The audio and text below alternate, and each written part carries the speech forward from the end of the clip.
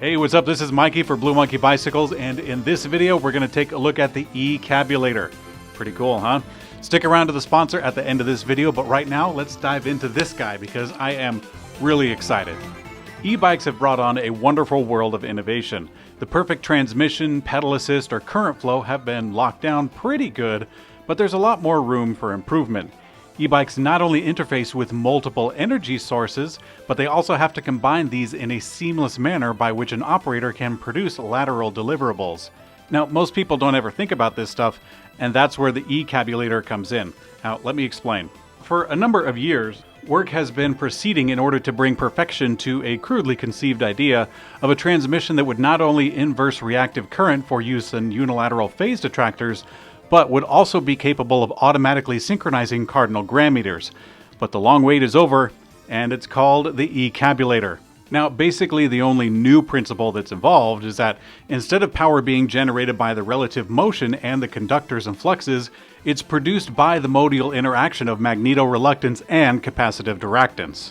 Now, the original machine had a base plate of pre-famulated amulite surmounted by a malleable logarithmic casing in such a way that the two spurving bearings were in a direct line with the panmetric fan. Now, the latter consisted simply of 6 hydrocoptic Marsal vanes so fitted to the ambifacent lunar wane shaft that side fumbling was effectively prevented. And hey, who wouldn't want that on a bike, am I right? Now, the main winding was a normal Lotus O-delta type placed in a panodermic semi-bovoid slots on the stator, every 7th conductor being connected by a non-reversible tremie pipe to the differential girdle spring on the up end of the gram meters. The E-Cabulator has now reached a high level of development, and it's being successfully used in the operation of Newventions. Moreover, whenever a fluorescent score motion is required, it may also be employed in conjunction with a drawn reciprocation dingle arm.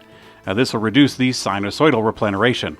I'm actually quite confident that you are going to see the E-Cabulator on an electric bike near you. Today's video is sponsored by Disguised Gambling Game.